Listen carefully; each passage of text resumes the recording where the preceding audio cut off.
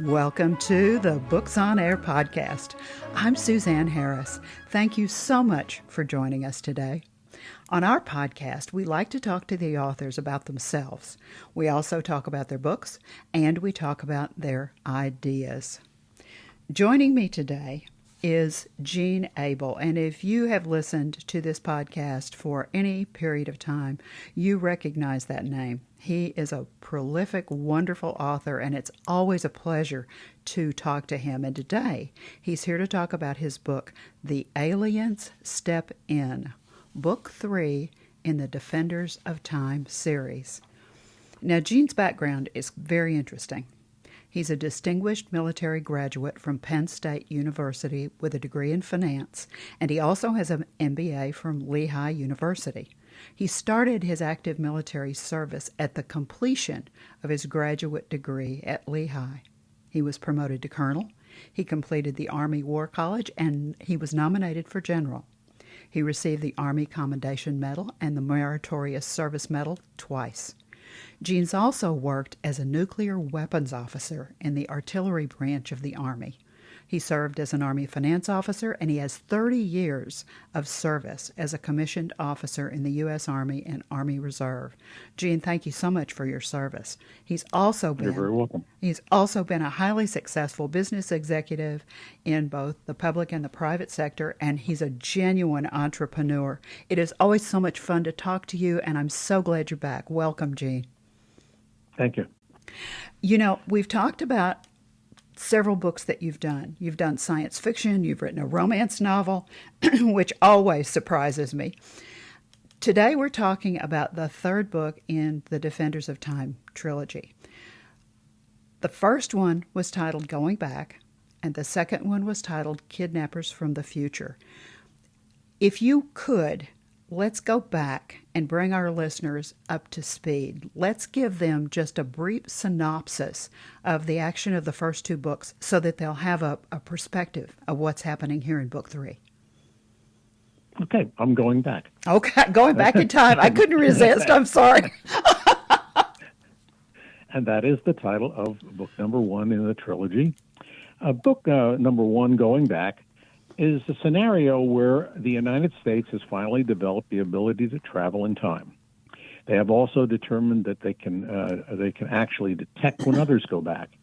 And they've come to the conclusion that going back, changing history, could produce something worse than the reality that we experience.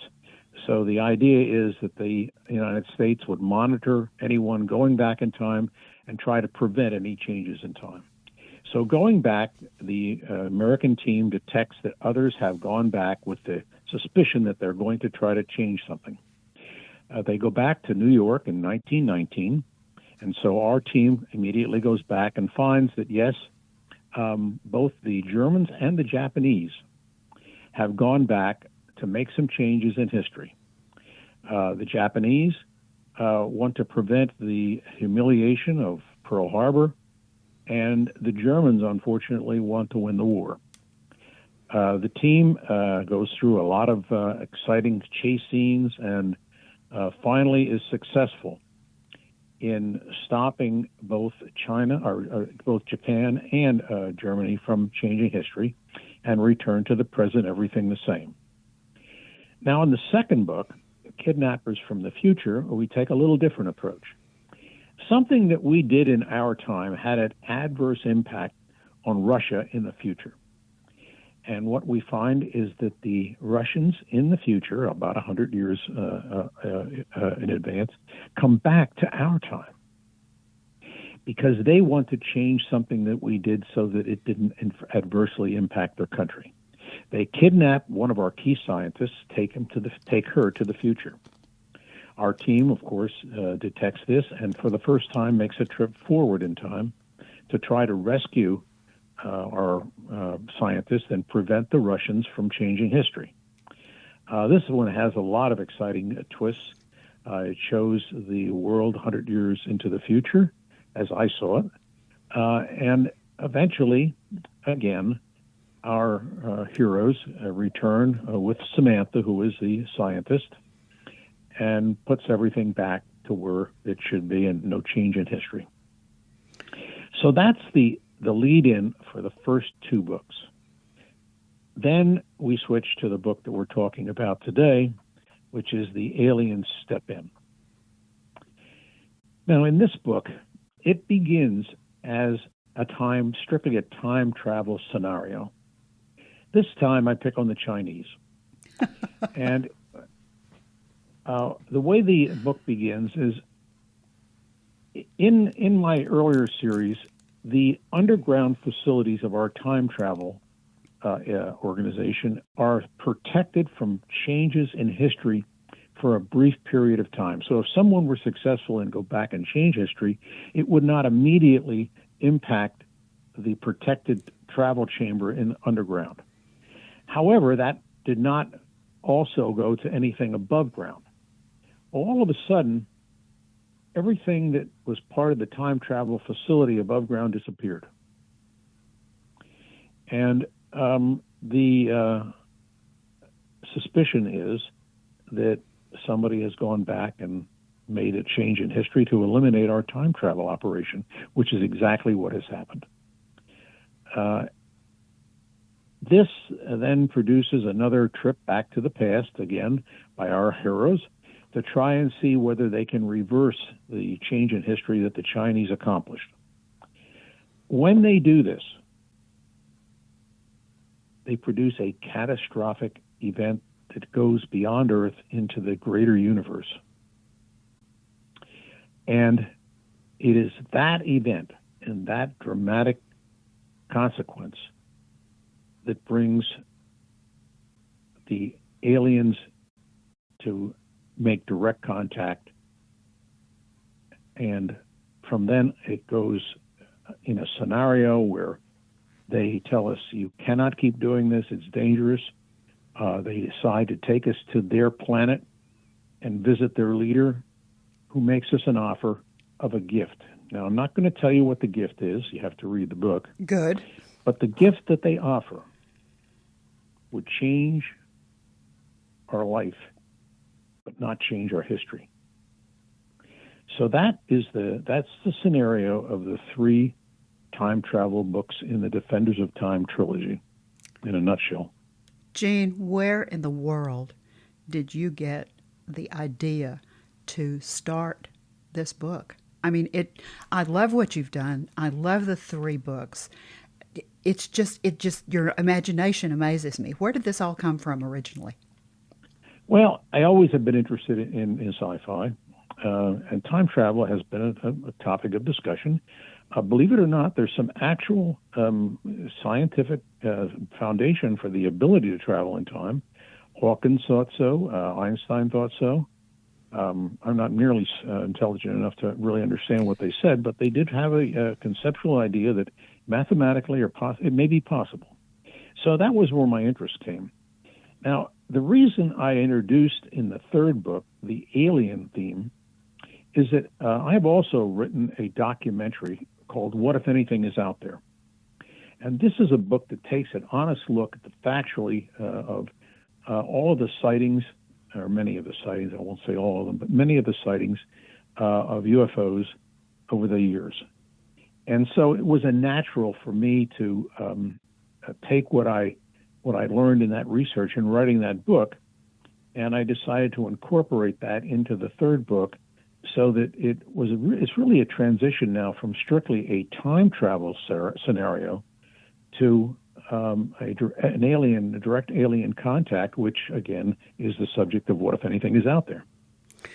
You have your finger right on the pulse of what's happening. I mean, I'm sure all of our listeners have seen on the news in the not too distant past, I mean, just several weeks ago, information where the government came out and actually said, there's stuff out there, we don't know what it is. And so I think that these two books, really, you're just right on target with what's going on in the news, as it were. And we keep expecting, of course, more and more and more information. And I really like what you're doing. I know that you're going to update What If Anything Is Out There. Is that right? Well, we are looking at that. I'm looking at that with my publisher. There's a lot of additional information that I've researched, We would like to expand the book. We'll change the title most likely and expand the subject matter. And I really do believe that yes, anyone that doesn't think there's a reasonable possibility that we're not alone, I think has not really looked into it too carefully. But they always say timing is everything. Right. So I said to my publisher, if we're going to do this, we better hurry up because we don't want them to land before we publish the book. It'll be. I love it. I love it. The other thing that I really like about what you've done with this trilogy is I started to read the very beginning, and I was very surprised it starts with a wedding. I thought, wait, what? Where did you get that idea to start it with a wedding? Well, if you follow through the series, there are characters that have been from book one, and then there's others that were added in 2 and in 3. But basically, the characters mature and flow through the 3 books. And it's a little like, if you remember Dallas, the TV series, where you had all the characters and some people fixated on one or the other. They loved some, they hated others. Right. Well, people that have read my book have linked on to certain characters, like Claire, who is the reporter that began in book 1. She has developed. And so what I have in the book, in addition to the sci-fi motif, is I have 2 very, very brief romantic things. First was Claire and Ben Stein, who's the historian, and then one that really hasn't, or just beginning to develop, between the guy that's really the CIA guy in the Alien Step In, Hessman, and he's in the other series as well, and the scientist that was captured in the second book. So what you saw in that first chapter of the Alien Step In is sort of the culmination of the romantic interlude between Claire, the reporter, and the historian. So it just added, I think, a little something different, so that it wasn't just sci-fi, but it is principally that. But I did introduce just a twinkling of these 2 romantic entanglements. Well, I love the way that you describe the scenario. I mean, to me, what you've done with that is you've brought this to exactly what you said. We see a little romance there at the beginning, and you've written it so well. It's just so clear. The scene is just wonderfully done. And I love the description of what you said, but there's this, if we could hear it in a book, in the background, there's this da-da-da. You can sort of hear the music that's playing in your head, that this is not what it seems. Something is about to happen. I mean, it's just very well done. I really liked what you did with that. We've kind of rambled on and on and on about the 3rd book. Is there a part of it that you'd like to share with the listeners so they can really hear what you've done? Yeah, and as a lead-in, what I'm going to read is as the aliens make their presence known after the near disaster that we created by trying to return history from the change that the Chinese made. So I'll begin here. What the hell's going on here? He snapped. That was the general that said that. History is back the way it should be, but the fact we aren't responsible is at least disturbing as everything else. Claire seemed unconcerned about Mr. Thomas's mood as she pointed towards the main platform. Maybe he has the answer. All heads turned to the central platform.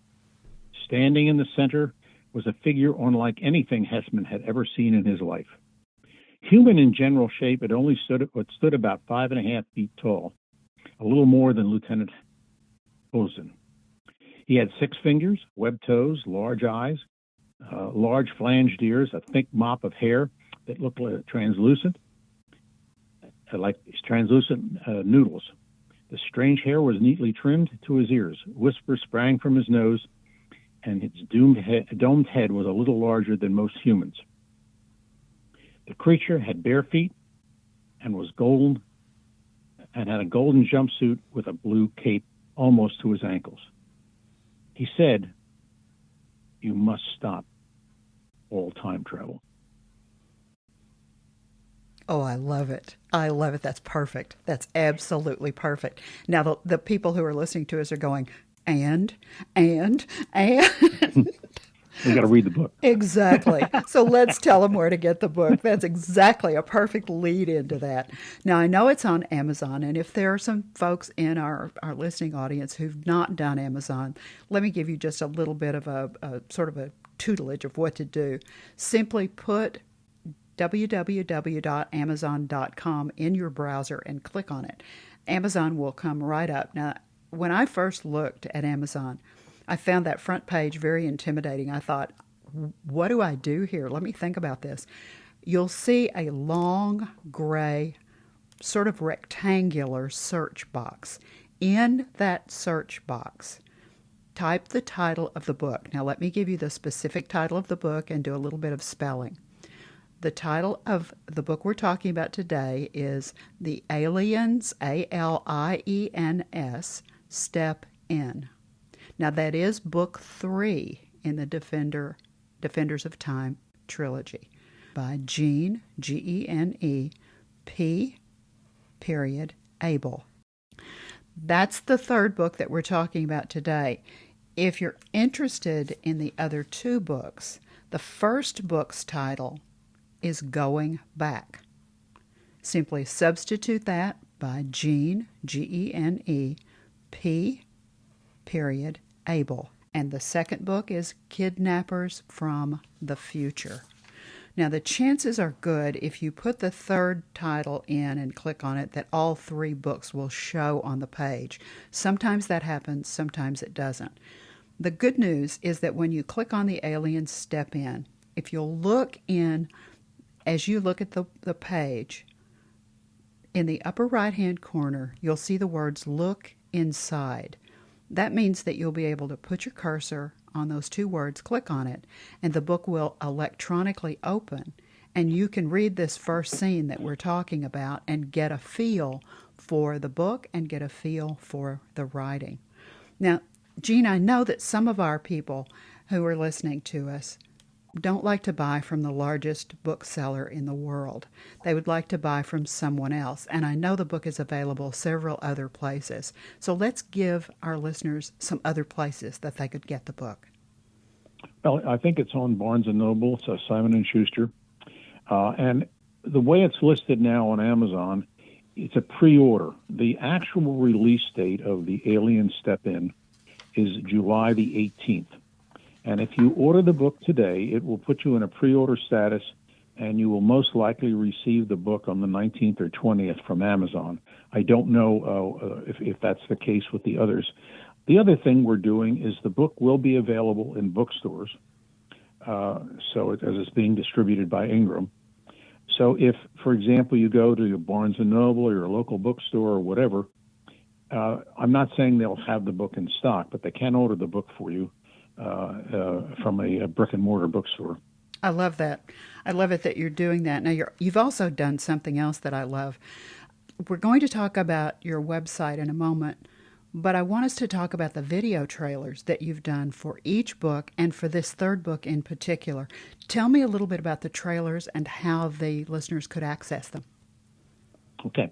If you go to my website, genepabelbooks.com, on the very first page, you will see, right now, you just see Going Back and Kidnappers from the Future.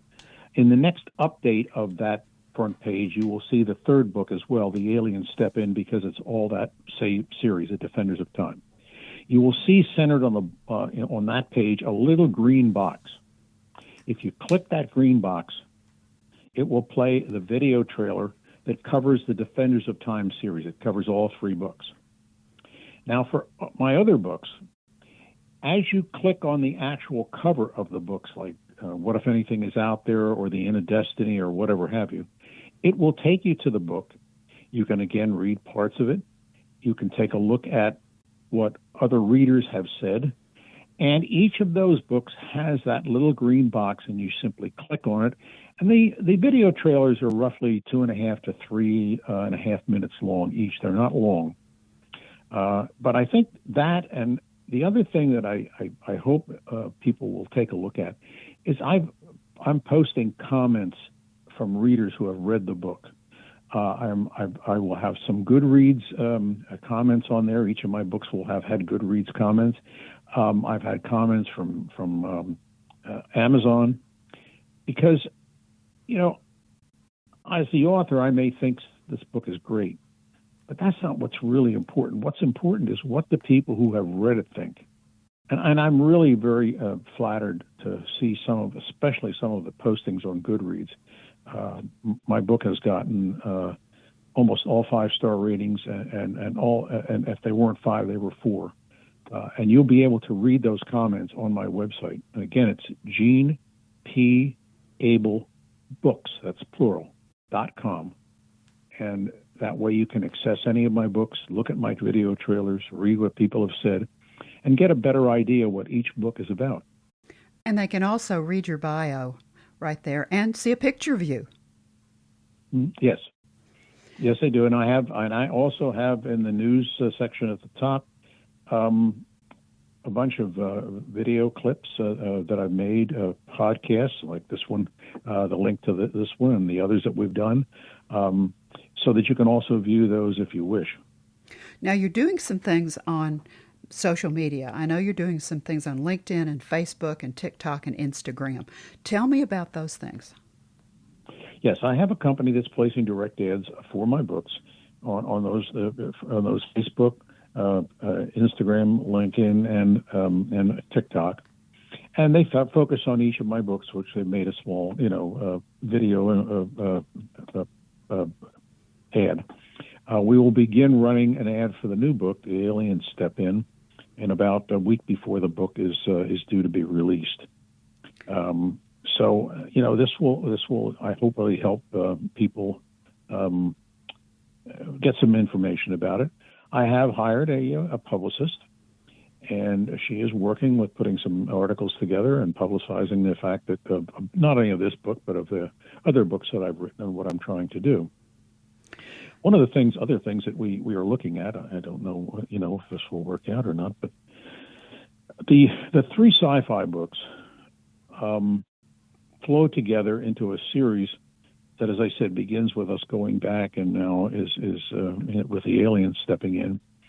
And we're hoping to get the opportunity to see if we can get one of the streaming companies to take a look at the series and maybe try a mini-series of some of these episodes.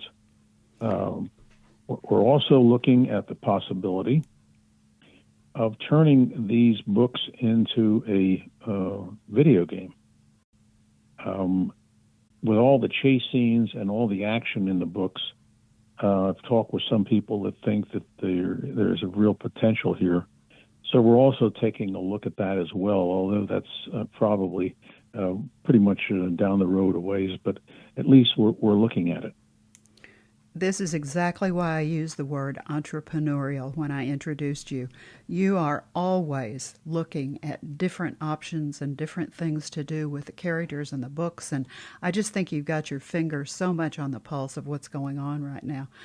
This is just congratulations, first of all. This is such a good book, Thank you. And you've done such a good job with the trilogy. I have one last question. And this is coming because I always like for the author to have the last word about their book. This is the 3rd book in the series. Is there something that you would like the readers who read all 3 books or even one of the books individually, is there a bottom line message that you really want people to take away from this, from the trilogy and from these books in particular? Yeah, I think that is that. They're dubbed science fiction. I believe that many of the things that are science fiction are really not fiction at all. They are, in essence, glimpses into the future, things that have not yet happened. You can go back to Jules Verne and 20,000 Leagues Under the Sea. You can take a look at the Star Trek series. Many of the things that were in there are being done right now. So what I'm saying here is I'm trying to stimulate your imagination and look at maybe these things will happen in the future. And I'm hoping that together with the building of the characters in this series is something that people will latch on to. Now, obviously, to do that, you're going to have to read all three books, and it'd be best to read them in the sequence that they were written, because I've tried to have the characters develop and mature as the series goes through the three books. And as I said, I know my wife, at one time I had thought about killing off Claire, who is the reporter that came from 1919 to 2019 in the first book. And my wife said, "Don't you dare, I love her." So I thought better of that. Instead, we continued Claire. And so it's that kind of progression I'm hoping people will latch on to. It's that kind of progression I hope the streaming companies may take a look at and say, this is something that trigger some interest. And finally, what I've done in this third book, as I did in Kidnappers from the Future, is I included a lot of illustrations. And I did that not only to help the reader visualize what my storyline is and what I'm saying, but also they become part of the copyright of the book. And who knows, if something really clicks, then you've got things like action figures, posters, and all kinds of merchandising options that could develop from this series. But I'm really, the bottom line is, don't think because it says fiction that it may not happen.